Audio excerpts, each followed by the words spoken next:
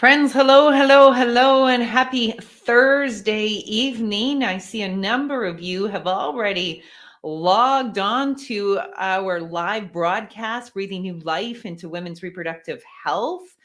Thank you for joining us. I'm just allowing everybody to get settled in before we officially begin tonight. Sometimes it takes a while for people to log in, to register your name, and to just get comfortable for the next hour, because we do have a powerful conversation coming your way as we get prepared to bring you yet another installment in our Science of Sleep Apnea live broadcast. This is broadcast number 10 already that Dr. Height has created in her series. For those of you who haven't had a chance to see any of them to this point, you can go to the scienceofsleepapnea.com and you can find all of the previous broadcasts. So just check that out. And if you're wanting to watch any of them, that's where you can see all of them there. We were just in Vegas last week. I don't want to talk about that yet until we're all settled in, but we were at the Airways Breathing Summit. It was amazing. People there from all over the world.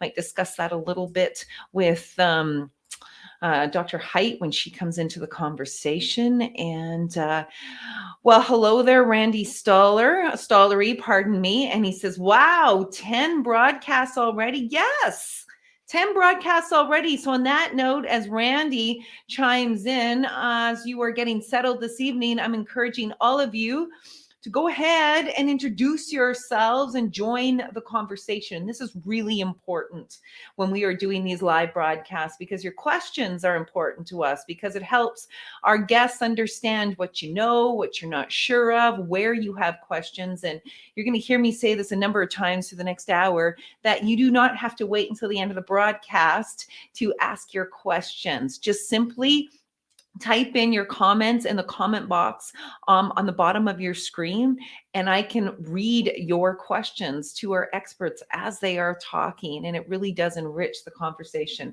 Please go ahead, though, and make sure that you give StreamYard permission to use your name, because Dr. Height and Dr. Heckman will know a lot of you that are on this broadcast and know where you're coming to us from. So go ahead right now and introduce yourselves and let us know where you're joining us from. We've had doctors from around the world and dentists from around the world joining on these conversations. And I like to be able to bring you into the conversation as we are discussing the topic ahead. Of course, tonight, our broadcast is called Breathing New Life into Reproductive Health, and that includes about how sleep apnea affects women and pregnant women and so on. It's going to be a very rich conversation. So if you're just hopping into our broadcast now, please go ahead. Let me know where you're watching from, what your name is. Go ahead and introduce yourself so I can bring you into this conversation, and Dr. Heckman and Dr. Height can understand who is listening and watching and answer your questions tonight.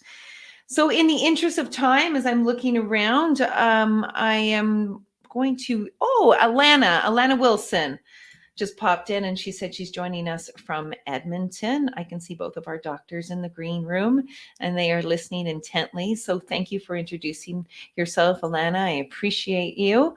And anyone else, I know there's a number of you watching already, so let me know where you're joining us from.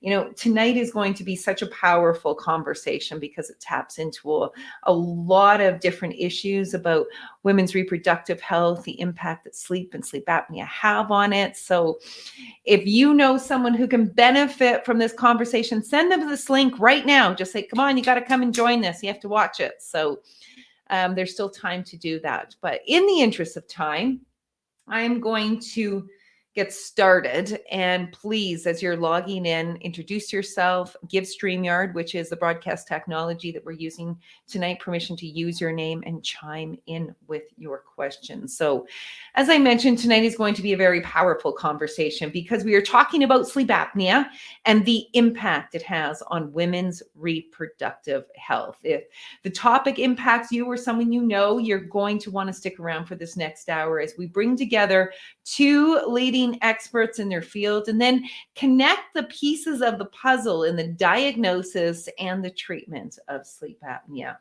Sleep apnea really does affect all areas of women's health, including pregnancy, gynecologic surgery, pelvic pain, bladder function, fertility, sexual function, and overall quality of life. Cardiovascular disease has recently become the leading cause of pregnancy-related deaths. Tell your girlfriends that, or tell people you know, because that was shocking to me. And it's directly linked to sleep apnea, according to the American Medical Association. Sleep apnea doubles in the first 6 months of a pregnancy, affecting the health of mother and also affecting the health of baby. Most gynecological surgeries in women are elective, and they can be delayed or canceled due to sleep apnea. And this is just what we know about. There are many areas in women's health that have yet to be explored. And you know what? Dentists can help in that area. We're going to talk a lot more about that in a moment. But first, I want to welcome all of you who are joining us from around the globe. We appreciate the time that you are taking to participate in this conversation. And I really do want to stress, as I've said in the lead up to this, if you have questions, go ahead and type them into the comment box at the bottom of your screen, and I will bring you into this conversation and bring your questions ultimately to the experts that are joining us tonight. And this conversation, for those of you who are wondering, is real time. So we're all in the green room. I have my guests waiting in the virtual green room, and I'm coming to you real time. So questions can be asked in real time. This is the 10th live broadcast that we have done in our Science of Sleep Apnea series. All the conversations have been insightful, filled with so much learning, and it brought together so many experts from right across North America in all kinds of medical and dental fields. Dr. Height and I mentioned a little bit earlier, actually just returned from the Breathing Wellness Conference in Las Vegas that brought experts in from around the globe. And we were humbled by the feedback that we received from so many people who are attending the conference, who tell us that they're actively watching, following, and participating in these live broadcasts, and that they look forward to them. So for those of you that came up and introduced yourselves to us and said that you enjoy them, thank you. We appreciate that feedback. And as I mentioned, if you have to leave during this next hour, we don't want you to, but if you have things to tend to, you can watch this broadcast again. It will be posted to the scienceofsleepapnea.com, and all 10 broadcasts will live there from here on in. 9 previous ones are already there, and some incredible information. So go to that website to check it out. So far in this series, if you're interested who we have interviewed, we've had on a cardiologist, a neurologist, a sleep specialist for both adults and pediatrics, a medical doctor, an otolaryngology head and neck surgeon, as well as a specialist in telemedicine. Today, we're breathing new life into reproductive health with the help of an OBGYN. Everybody, my name is Carrie Dahl. I was a longtime television medical reporter and a 6 o'clock news anchor turned public speaking coach and podcast host. And I feel so privileged to be involved in this series and to be your host for tonight's virtual event. I have learned so much doing these broadcasts with Dr. Height, and I know that you have as well, based on the feedback that we have received. So the format for the next 60 minutes will look something like this. I'll begin by interviewing Edmonton dentist, Dr. Tamari Height, who has successfully reversed sleep apnea in so many of her patients. She will talk briefly about that. Then I will be joined by Dr. Seth Heckman, a board-certified obstetrician gynecologist on the faculty of the University of Alberta, who will weigh in on the implications of sleep apnea on women's health and explain why he is collaborating with dentistry and why it's so important for him to do so in order to help his patients. I'm then going to bring back Dr. Height so she and Dr. Heckman can continue their conversation in this region. So there's a lot to cover tonight, but research and work in this area is changing lives. And more importantly, it's building necessary and important bridges between medicine and dentistry. As I mentioned, throughout the next hour, we welcome all of your questions. We're going to wrap up the evening somewhere around 7 o'clock Mountain Standard Time. And if you must leave early, go ahead and rewatch it at thescienceofsleepapnea.com. Okay, so without further ado, let's dig in by welcoming Dr. Tamari Height, who, as I mentioned, is the driving force behind these broadcasts and so determined and so passionate about fostering more collaboration between doctors and dentists in diagnosing sleep apnea. And honestly, the ultimate goal for her, and she talks about this all the time, is in saving lives. Dr. Height has spent the last 25 years working in general and craniofacial dentistry and lecturing worldwide for 10 years to dentists, to orthodontists, and medical doctors on her published research and her findings. Dr. Height has successfully, as I mentioned, reversed sleep apnea in her patients, which she will talk about, and she is just on a relentless mission to get dentists and doctors to come together, to work together, to collaborate on the diagnosis and the treatment of sleep apnea. Without further ado, let's welcome Dr. Tamari Height to the broadcast. It's so nice to see you. And we're not in Vegas tonight. Hello, everybody. Yeah, we had a lot of fun in Vegas.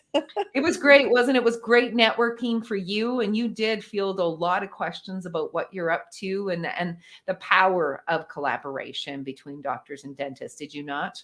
Yes, it was very, very exciting. I met some very interesting people and yeah, made some important connections. So I'm hoping that they'll be fruitful in our mission all together. But it was quite a wild ride trying to do this broadcast live on the stage in Caesar's Palace. Well, we attempted to conquer every sort of technical challenge, and we didn't win in that regard, but we got the necessary information out there. We did, and it was we had a phenomenal broadcast with Dr. Chopra, Oh, but we're going to repeat it. We're going to do take two, but I don't want to take the first one off because it's just he's so brilliant. He gave us yes. such great information.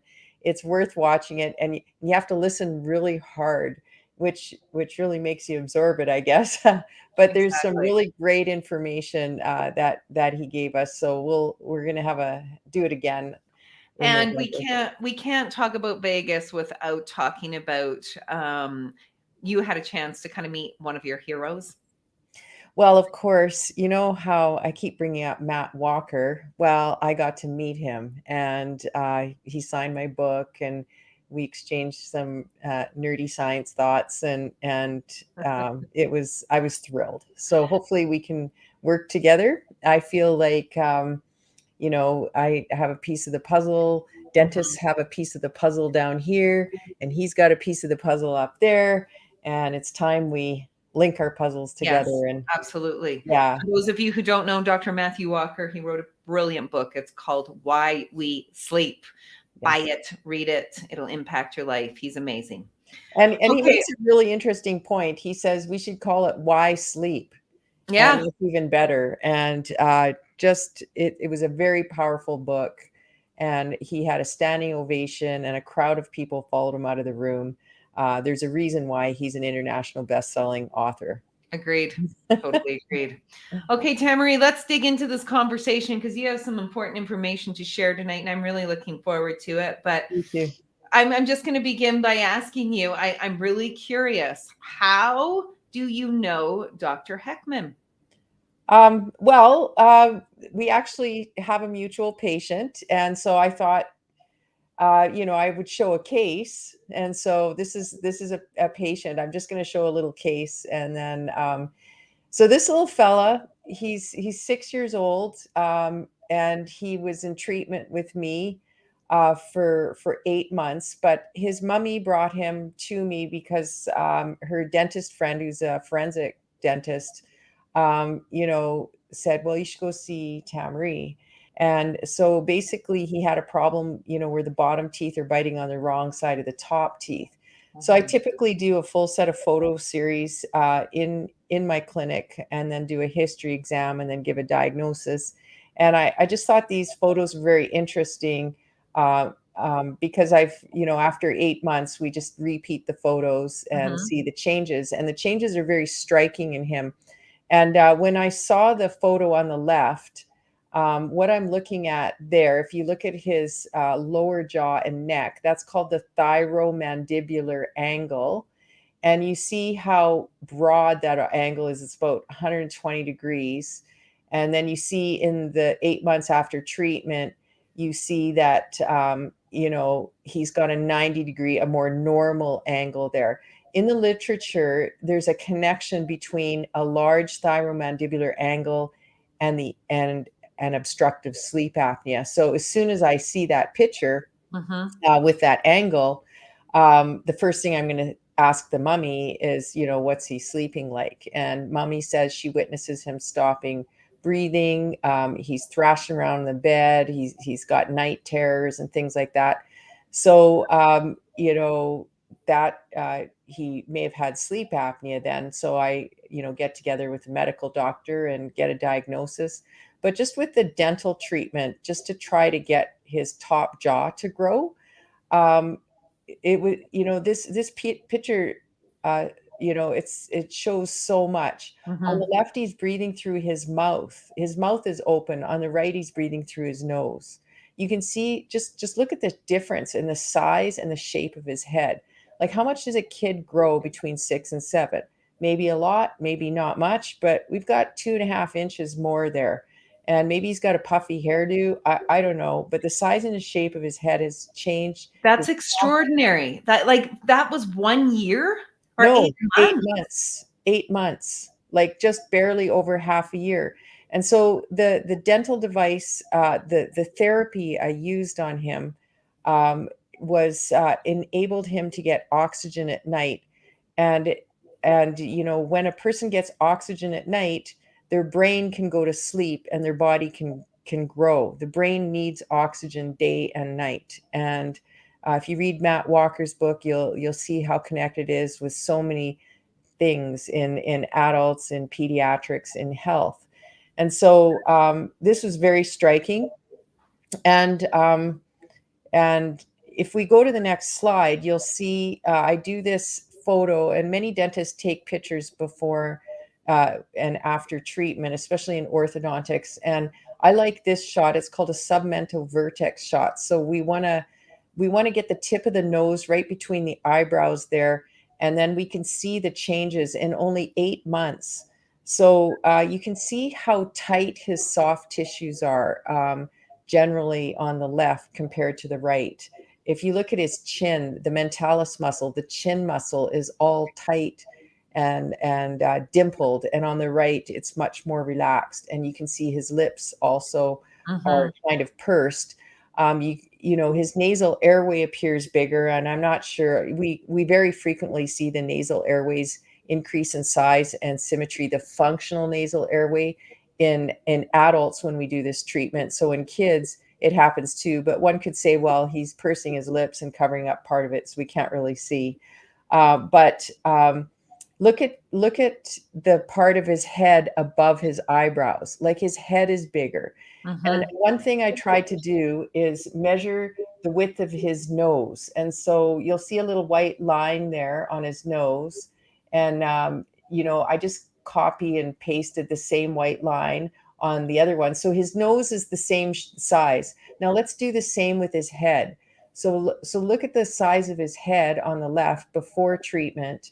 And we'll put that white line there. And now I copy and pasted that same white line and just slid it over after treatment. So it's the same size exactly. Look how much bigger his head is in just 8 months. And the head has the brain in it, and the brain makes the head grow. And I think the brain grows when it gets oxygen. I mean, that's just general anatomy and physiology. And I think this kind of therapy we're doing in dentistry is actually allowing the genetic potential of the body to express itself. And here we're seeing a different phenotype as we change the spatial relations in the jaws. So now we're dentists, so let's take a look at the teeth.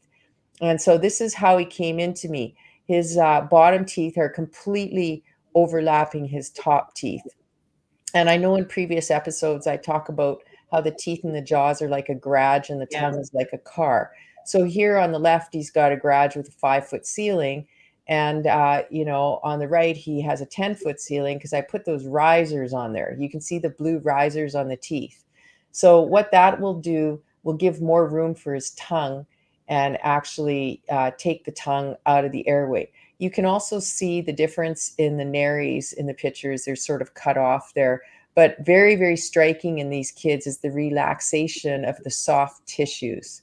A kid has to function very hard with the soft tissues in the tongue to get air every single day. So the vertical dimension of his airway space within the oral cavity, or even the vertical dimension of his maxilla, his upper jawbone, is changed. And so this is very, very important. If you want to know the impact, after 8 months, he didn't thrash around in bed anymore, and he was sleeping quietly, and mom could sleep much better because she didn't see her son stop breathing. So this was very, very dramatic. Dr. Haidt, I need to hop in and ask you, when you say he was thrashing around, is that because he was stopping breathing? Yes. When a kid is a very restless sleeper, as his night terrors, there's some kind of sleep disorder that's diagnosed by a medical doctor, and many times it's obstructive sleep apnea. And the garage where the tongue lives, that's the teeth and the jaws, it could be that they have a small upper jaw. And in this case, the bottom jaw is being pushed outward by the small jaw. Those risers, I get a lot of questions from dentists about those risers. It's just composite resin that goes on the baby teeth. And it's like hot sauce. You can put that stuff on everything. But basically, it gives them a bit more of an airway. And reports from people are, the kids sleep better. They don't snore. There has to be research done on this. And people, anybody looking for research topics, I've been doing sleep studies on children before and after risers. It takes 5 minutes to put those 4 risers on the baby teeth. In my presentation called Craniofacial Sleep Medicine, a New Paradigm, you can see a video of a 10-year-old girl who couldn't talk, and she was sent to me by a speech and language pathologist, who a medical doctor sent to the speech and language pathologist. Why doesn't this child talk? And she thought, well, maybe she had a tongue tie.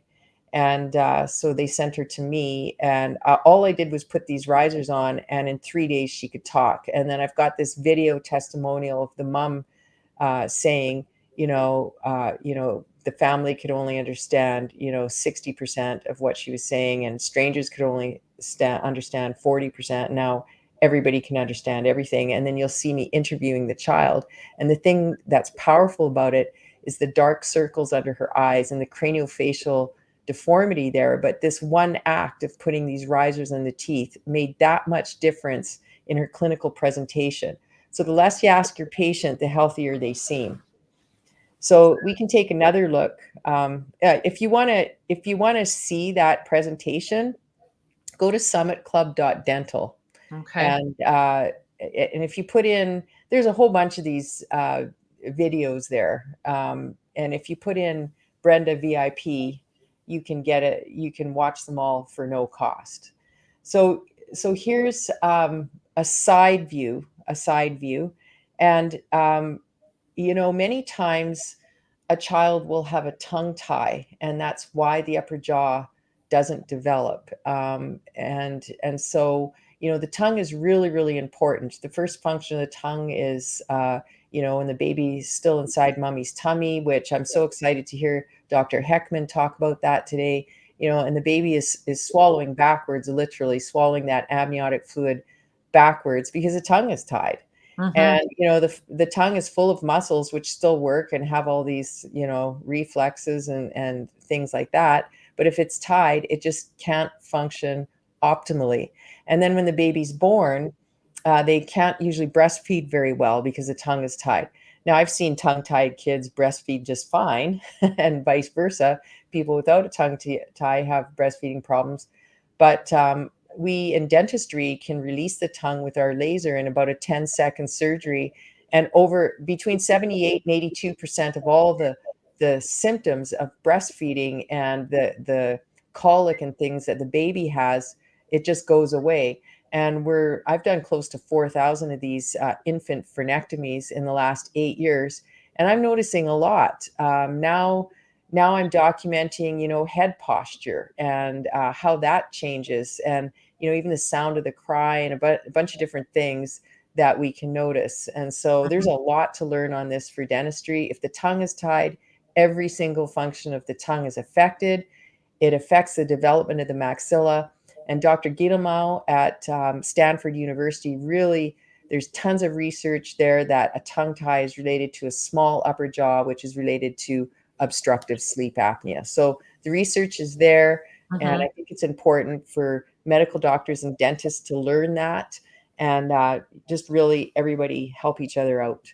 Yeah, I need to know what's happening in this case. I'm dying to know. This is like a suspense novel. So, well, he's all better, and I'm trying to make it so that his jaws are big enough so that he doesn't need braces and he doesn't need his wisdom teeth out. That's my goal for every kid. You don't always get there, but if you try for that, you get the rocket pointing in the right direction. You can really learn a lot more about this. Go to summitclub.dental and watch Ben Moralgia. He talks about how did we get this way? Why does everybody need their wisdom teeth out? Why does everybody need braces now? And even like everybody wants a beautiful smile with nice white straight teeth. And if the jaws aren't big enough, we have to take teeth out and stuff like that. Why is that? So he goes back through the anthropology, and they talk all about it. And you can learn a whole ton. And the things we're doing in dentistry are very powerful, and we can do them for adults too. So if you go to the next slide, I'll show you what's happening. Basically, we're using boat therapy. So boat therapy, the definition of that, or it's biomimetic oral appliance therapy. So it's sort of a generic term to describe a device that changes the spatial relations of the jaw. And what it does is it changes the function of the tongue. Now, the tongue is built to function perfectly, but if it's tied, or if a person has sleep apnea for some other reason, the tongue is going to go between the teeth and try to open the airway, and all the soft tissues are going to work really hard to get oxygen into that person. So this oral appliance concept and design is made specifically for the patients to grow their own jaws. And that's why it's only worn 12 to 16 hours a day. It changes the function of the tongue, and it changes the spatial relations of the jaw. It causes the upper jaw to grow even in adults. We were taught in dental school that the upper jaw could not be grown in adults. And that's now a null hypothesis. And it's published in a peer-reviewed journals. The upper jaw can be grown by 1.8 cubic centimeters of bone volume in adults, average age 38. And when you grow that upper bone, the hole in the bone also grows. That's the nasal airway. So I call that maxillary development. Many people refer to maxillary expansion, and there is expansion that occurs as well. This occurs in all directions, front to back, side to side. The full volume of the maxilla changes with boat therapy. Maxillary expansion is just, it makes me think more of a two-dimensional change. And many times when that happens, we'll lose the front to back dimension of the jaw, as in, rapid palatal expansion or things like that. So when the whole upper jaw grows, the nasal obstruction goes away because the nasal airway grows. And then, of course, the bottom jaw can come forward, and the bottom jaw just hangs by a sling of muscles. So a person can stick their bottom jaw out and make it go forward right now. But, when the teeth are articulating together, if you get the bottom teeth to stand upright and articulate with the top teeth and get the biofeedback mechanisms set up specifically to center that lower jaw, decompress the jaw joints, now you're going to solve the problem of crooked teeth and also open up the obstructed airway in the neck. So then dentists should all be measuring their patients before and after treatment with sleep studies. That's my opinion. That's what we're trying to go for. It's so easy to get sleep studies now read. They're inexpensive. They're very accurate. This is a huge, exciting development in our in our profession. And I'm dying to hear what Dr. Heckman says, because sleep apnea is a disease of obstructive sleep apnea is a disease of craniofacial anatomy, and it affects every single specialty in medicine. And I think obstructive sleep apnea is a medical condition with a Mhm. dental solution. And dentists, there are not enough dentists on the planet to help everyone. So patients, everybody, we all got to pitch in, and we all got to get on this. Okay. Well, I'm going to ask Dr. Heckman when I introduce him how he knows you, because I know that there's a story there. But Dr. Height, I'm going to let you catch Okay. your breath for a second. Thank you for a brilliant discussion and for explaining how it all works and how it can start in babies and progress throughout our adult years if it's not treated properly. We'll talk to you momentarily, okay? Thank you so much. Okay. It's now my pleasure to welcome Dr. Seth Heckman, who studied at Boston College, went to medical school at Rutgers University, and his residency at the University of New Mexico. He is a semi-retired, and probably the busiest person I know who's semi-retired, part-time obstetrician gynecologist. He is a carpenter too. He's an outdoorsman. He's a cook. He's a gardener. He's a mushroom hunter. He's a dog lover and a full-time husband and father. From his upbringing and medical education in the suburbs of New York City, his career has taken him all over the world, including the Navajo Nation, the Mayo Clinic, and even the remote Himalayas. He is currently settled with his wife, Cecilia, and 2 sons in Edmonton, Alberta, where he does First Nations outreach, has a small private practice as well. Dr. Heckman is devoted to seeking long-term practical solutions to problems that plague us all, whether or not those solutions lie within traditional medicine practice or not. What a pleasure it is to welcome the amazing Dr. Seth Heckman to our broadcast. It is so nice to see you and to have you here. And I'm going to tell my audience who's watching right now, big podcast coming from you on my Inner Circle with Carrie Doll. So everybody has to watch and listen for those. Anyway, it's great to have you here. It's great to be here. Lots of information from Dr. Tamari Height, and she never did answer the question, and I think there was a reason. Sure. As to how Well, let's you know each other. let's just start with the presentation. And Okay, we'll get to it. Okay, so I think the first question everyone should ask is, why are we sitting here talking about women when instead of all of our patients, right? men and women. So why women and the focus on obstructive sleep apnea? Historically, with lots of illnesses, women have kind of played second fiddle. Like, their heart attacks get diagnosed less often, their cancers get diagnosed later. And in the case of sleep apnea, they're massively underdiagnosed. And part of the reason for that is not our ex-president. So I don't have a picture of him there to either praise or criticize him. It's because over there, I see an overweight, old white man with a short neck. And that is the classic picture of sleep apnea. And that's what doctors and society have been trained to think about when they see sleep apnea. And so when you see a healthy woman, like in the other picture, walk into your office, you're not necessarily thinking about this because your mind hasn't been trained to it. And I want to break that because we have a lot of reasons to do so. Okay. So I guess next, I'm just going to go into OBGYN. I think it's one of the least understood specialties. And it doesn't really help when you have an explanation like I have written there. So like reproductive anatomy and physiology takes us lots of places. So we're a primary care specialty. A lot of women only see their OBGYN. And so we incorporate that into our training. We do their screening and their well women's checkups and everything. We're also surgeons. We're the largest surgical specialty by membership. We do a whole variety of surgeries. We're endocrinologists. We get highly specialized with all this stuff.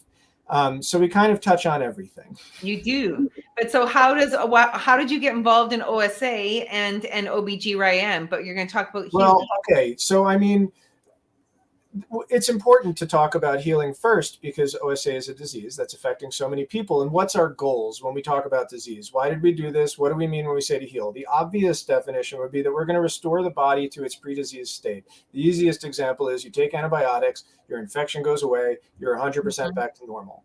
And that's like the perfect sense of the word.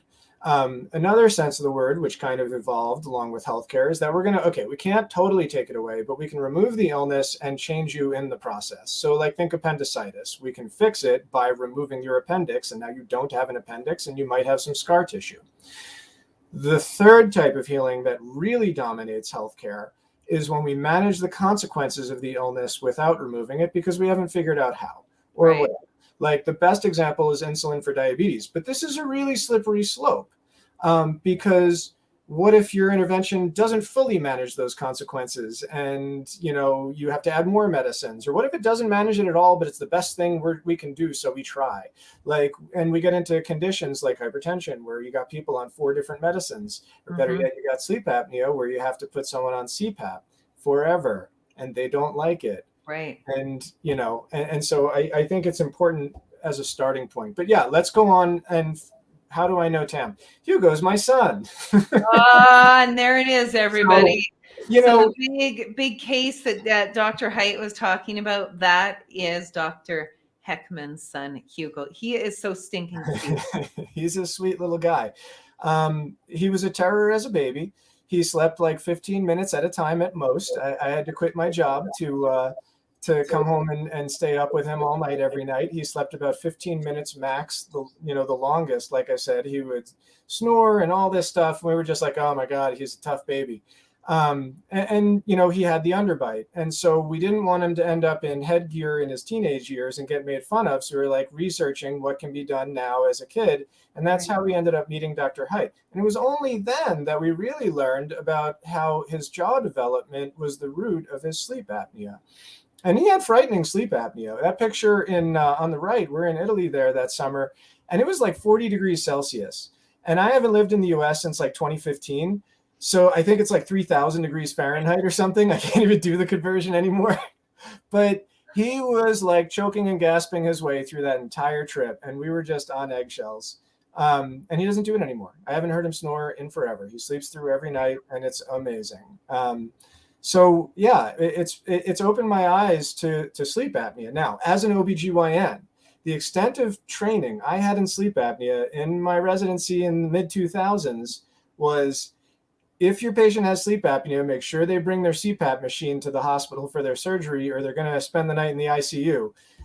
And that's it. Like, I mean, I'm not an expert, but I would say that's broken.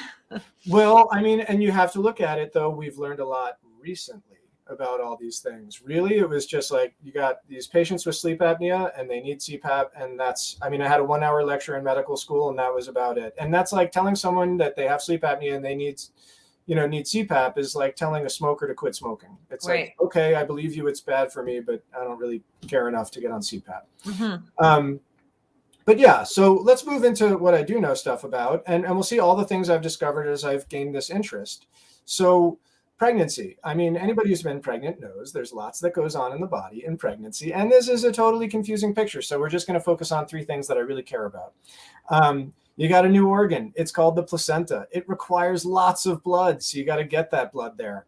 So your heart is going to go into overload, and it's going to get bigger, and it's going to pump more so that it can move more blood. You now have a big mass in your belly pushing up on your chest cavity, so you can't take a big breath. So how are you going to get enough oxygen in for your heart to get to your placenta? So you're going to breathe more often. And so you're going to be constantly struggling to catch up. And your heart's going to beat even faster to try and, get more blood around, move more oxygen around. And then the last area where things really get crazy is in the airway. Progesterone is the main hormone of pregnancy. And one of its main functions, it acts as a smooth muscle relaxant. Because your uterus is a muscle and you don't want to go into labor like the moment you become pregnant. You want to cook for a while. So it has effects on smooth muscle in other parts of the body too. And everybody knows that they get heartburn and constipation, and that's a result of that. But it also relaxes the muscles in your airway and you lose your tone. So it's much easier to collapse something without tone. Another thing that happens is your liver produces a lot less proteins into your bloodstream. And what their job is to hold the water in your blood vessels. And so as everyone who's pregnant knows, you really start to swell as you get advanced in pregnancy. You can put on tons of water weight. Well, that swelling occurs in all your soft tissues, like your airway. So we're kind of setting up a situation here. So let's take it a little bit further. I just want to talk a little bit about the heart a little bit more. This is worth highlighting. It's a crazy complex slide, but by the second trimester, your heart has to pump 35 to 45% harder. Wow. And that's huge. That's by the second trimester. And then, so like, that's like a gradual increase. Your plasma volume's up by half. Your blood volume's up by half. That's taking the same space and just cramming all that extra fluid into it. You then have a baby. And as soon as that baby comes out, your heart's going to go an extra 60 to 80% harder briefly, and then dial it back down. It's just like, think about putting your car through that. And this is what we do to our hearts. One thing that's also worth pointing out is that we're not normal when the baby comes out. 3 to 6 months later, we're back to ourselves. That's a big window of time that lots of things go on during. That's that. Like, I'm a little bit in shock because I'm a mom of two, and I'm like, right? Can you believe you did this? Like, yes. What do you mean I did this? No wonder I felt odd after I had the baby and odd during it and on all the rest of it. Anyway, I digress. Yeah. Okay, so go ahead. We can go to the next slide. We talked about those airways changes. It should be a no-brainer. People develop sleep apnea progressively in pregnancy. No-brainer. Has it been shown? It has, but only up to the second trimester. The latest people have really studied women by sleep studies in pregnancy is around 24 to 26 weeks. And even in that time, we see twice the amount of women with sleep apnea than in the first trimester. So people are becoming apneic over the pregnancy. Their airways are collapsing. Now, as a mom, how much weight did you gain in the third trimester compared to the first and second? Obviously, this is going to continue to progress, and the problem is going to be much bigger by the time we get to a delivery. And now here we are, where we now have a new leading cause of death in pregnancy. And this is crazy because for the last 100 years, women have been dying because of bleeding, preeclampsia, and infection. And now they're dying because of heart attacks, arrhythmias, strokes, heart failure. And that's like unheard of. And everybody, we always like to say, okay, it's just because, women are getting older or getting pregnant when they're older. We're getting bigger as a population. So that must be the root. But not really. We don't have all these women dying outside of pregnancy at this age. Just because we know pregnancy stresses this system. And so when we also know that OSA is adding to this system, and these are all complications of OSA, it's a no-brainer to draw the line. So we can keep going. Delivery, we talked before, is a huge major stress. We talked about what goes on with the heart, but you also got to remember a large amount of deliveries happen by major surgery. So that stresses this already stressed system in a big way too, and increases the risk that something bad is going to happen. We give people strong medications for pain when they're in labor and around the time of deliveries. Pain meds actually blunt your heart's ability to do those rapid changes and do that extra work. So really, it's all just like a big setup. And then let's go on past the delivery.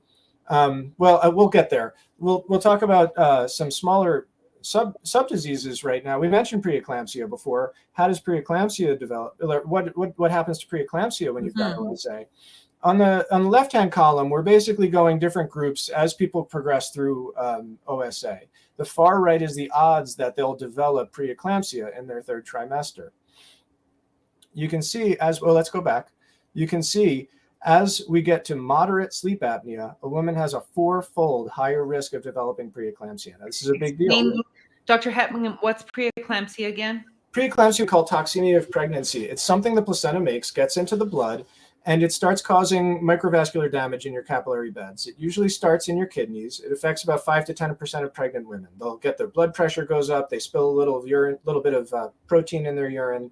But if it gets bad, you get damage in all sorts of important organs. You get stillbirths, liver failure, you get bleeding disorders.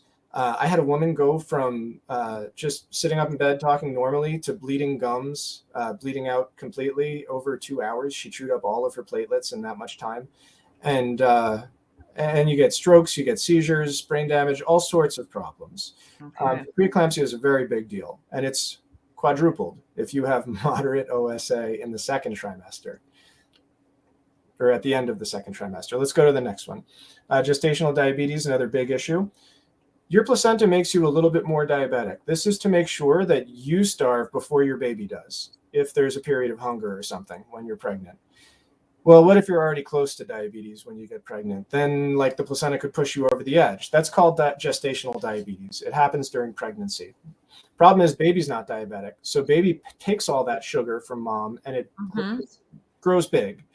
We get all sorts of problems with that. It sounds like it's no big deal. Like who doesn't love a chubby baby? And it's like, I don't, because they outgrow their placentas and we get stillbirths. They get stuck on the way out. We get baby damage and mom damage. And then after they're born, sometimes they have a really difficult time transitioning to be out of that high sugar environment. And so this is an important illness. And as we go down the tree here, again, on the left, let's just look at the mid-pregnancy sleep studies.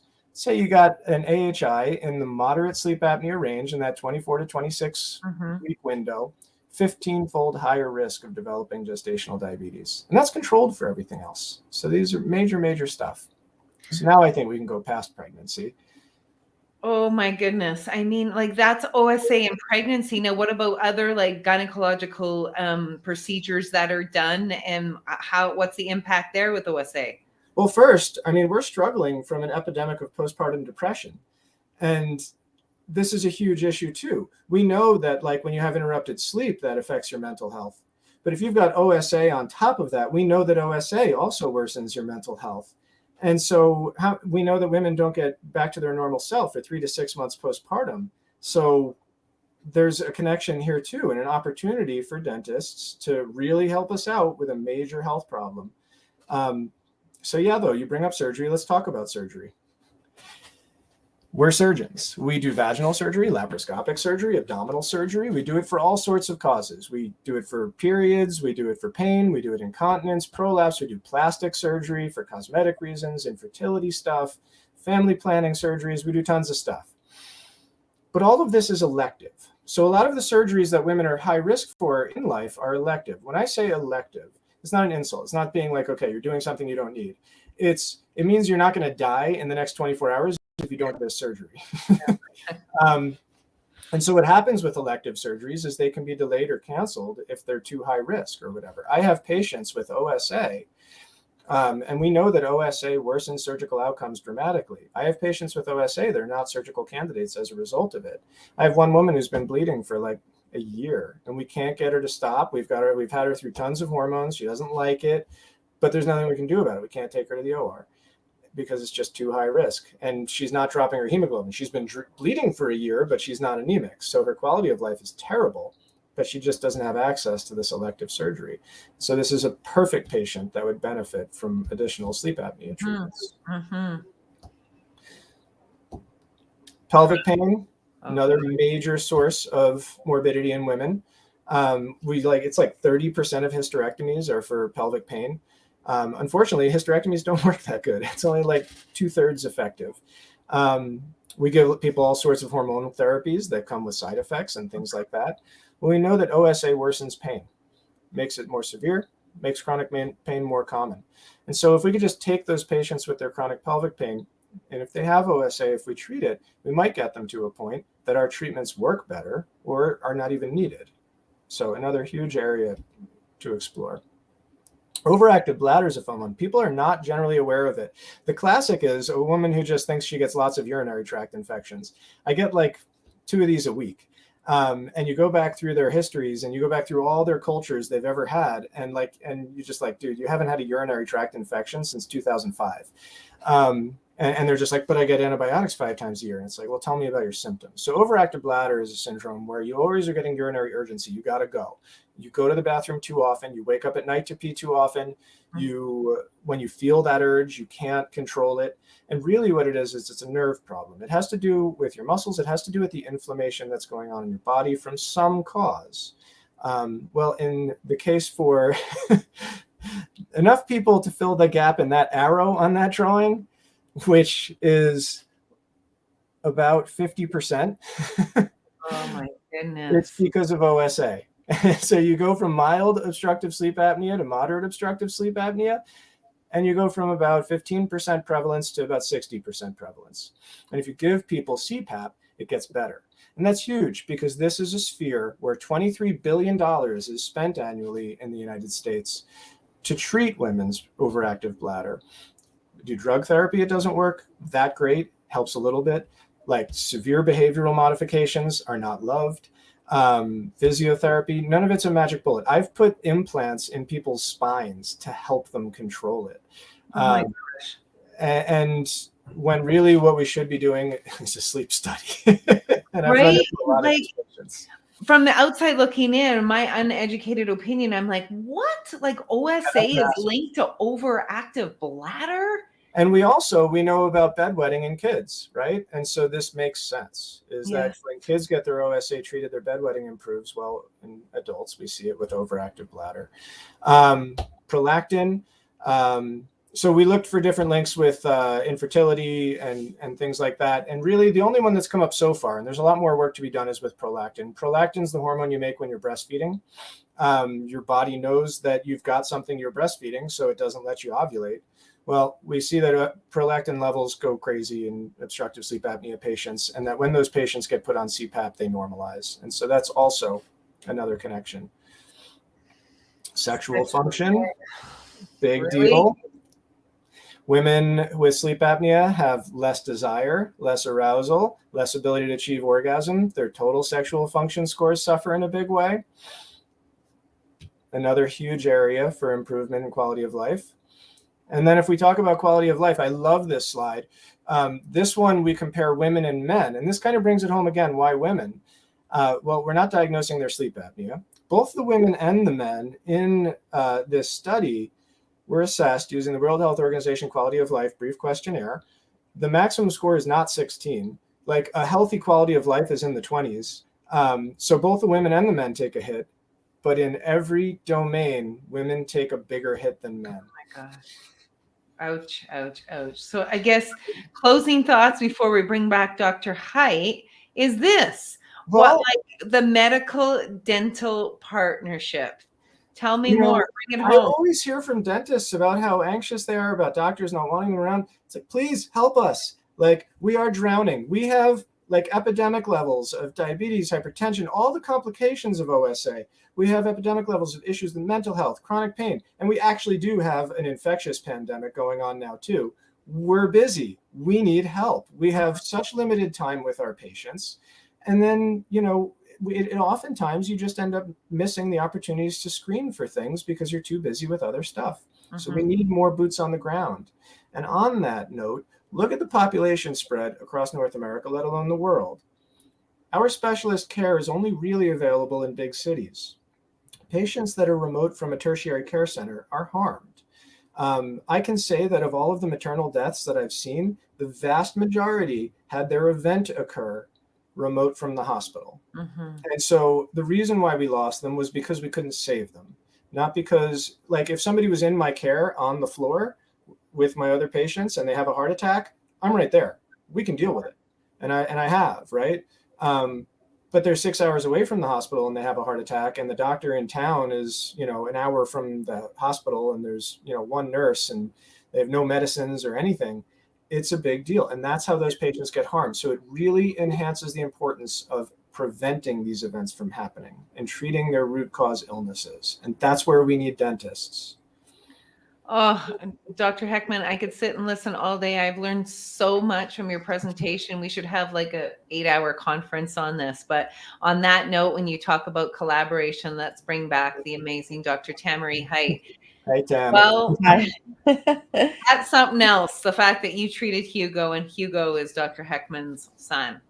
Yeah, it's very gratifying, and your presentation was phenomenal, Dr. Heckman.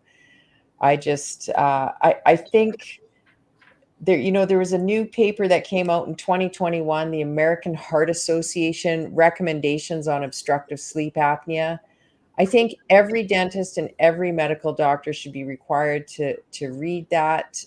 Dentists have an opportunity to help prevent all these things right from birth, starting with making sure the baby's tongue is not tied. Mommy breastfeeds. No, there's more to it than just getting mother's milk. It's the development of the jaws, and dentists need to learn that too. And it's very gratifying to do this, but we need all the dentists doing it and everybody working together, because When I was a young nurse and I worked in the case room, I saw one of those preeclampsia cases, and that's really difficult. And that was a long time ago, or back in the Boer War. But yeah, for cardiovascular disease to be the number one killer in pregnant women, that's scary. And I think generally that's the case. So it's good that the American Heart Association is on it and they're starting to Mhm. make recommendations at the top levels. But the universities need to really start doing some research and getting some data and What looking at we what need we're is doing. data. And the Yeah. truth is, a lot of insurances don't cover sleep studies or CPAP. A lot of patients just don't have access to this. A lot of patients Yeah. don't have a doctor, but they have a dentist. I can speak to this as an OB-GYN. A lot of women will only come in for their PAP and they don't get health care otherwise. Yeah. And so this is where dentists have a huge, a huge way to factor into this. In addition Yeah, to and being there, telemedicine is going to make a big difference. So oh yeah, Dr. telemedicine is Chopra's going to be a game changer. presentation, the access people will have, Dr. Jaggi Rayo here in Edmonton has been doing telemedicine for a long time, and those people in the remote areas would have help with their skin conditions and things like that. So we really need to work together. All the platforms need to link dentists in with medical doctors, and we each have our own role. And it's as simple as looking if the teeth are crooked and even a little bit crooked.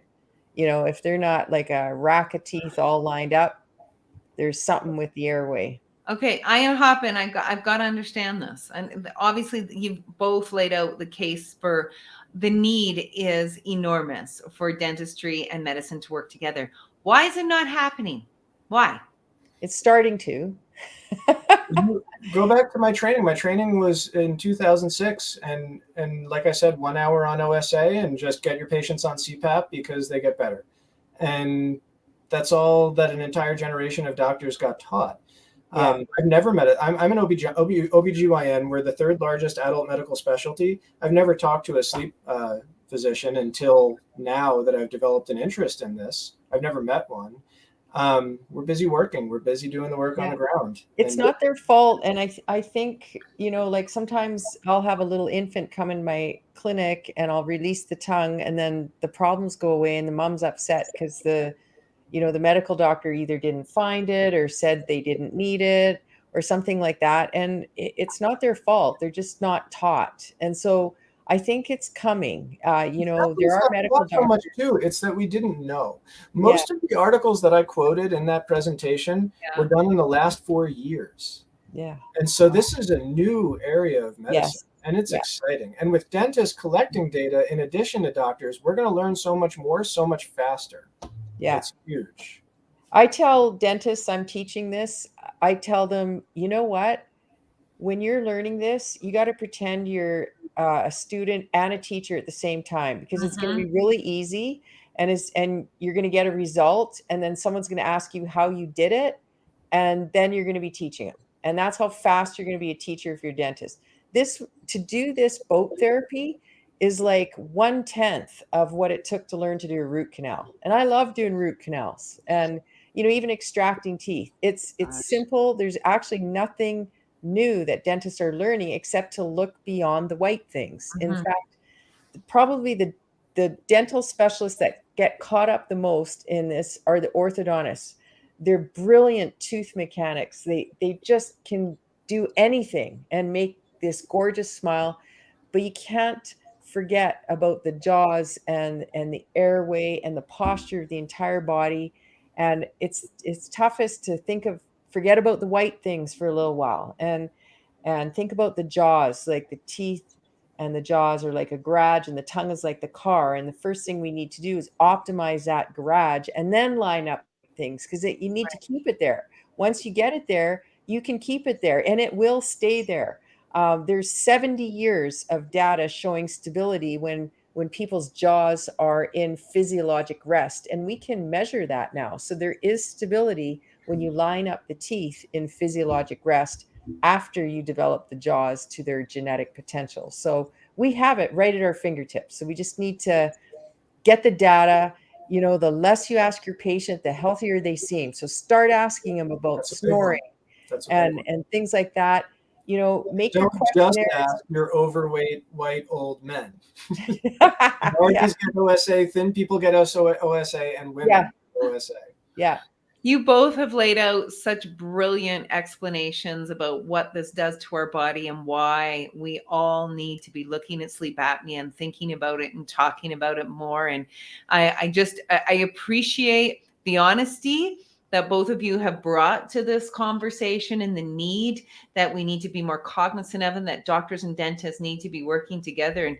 And Seth, to just be so transparent to say that in your training, like, you just didn't spend any time on sleep apnea, but as you pointed out, it's the root of so many conditions. Even if it's not the cause, simply treating it will make those conditions better. And even that would be so important and worthwhile. Well, consider how many people out there right now today have a full set of teeth without their with their wisdom teeth fully erupted, and they're all straight. Like, that's how we're supposed to be.